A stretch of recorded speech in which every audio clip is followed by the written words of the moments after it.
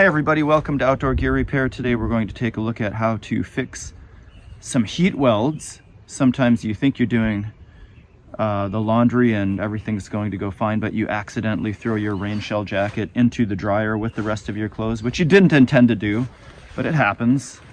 Maybe more than once in my case. Well, here we've got our heat welds that have delaminated because the heat in the dryer melted the heat weld and it just pops it open.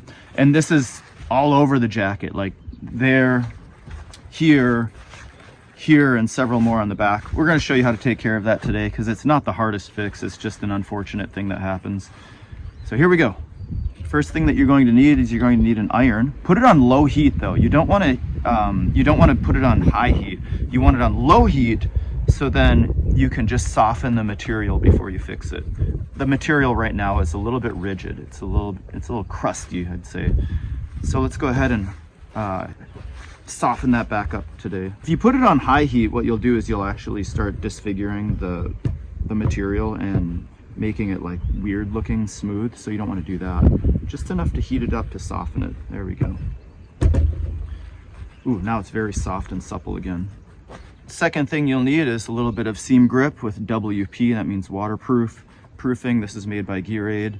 It's good for a lot of repairs, and since it's waterproof, that's what we need for our rain jacket. And we're going to apply that carefully. Follow that seam as best you can. Get it right up to the edge, but try not to get it outside of the seam. Otherwise, when you press down on it, it's going to show on your jacket. Unless, I mean, if you're not a slave to fashion, like I'm not a slave to fashion necessarily, actually I'm lying about that, then it really won't matter. There we go. And now we're going to just give that a little press. Line it up with the seam, the original seam, where it was heat pressed or heat welded. Push that down like that. And then we're just going to apply a weight to it.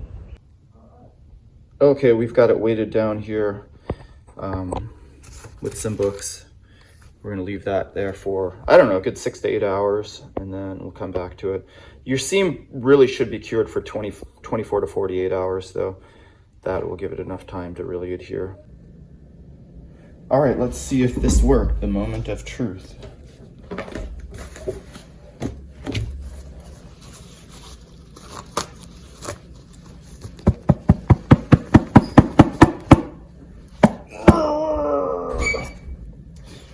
Looks like it's good.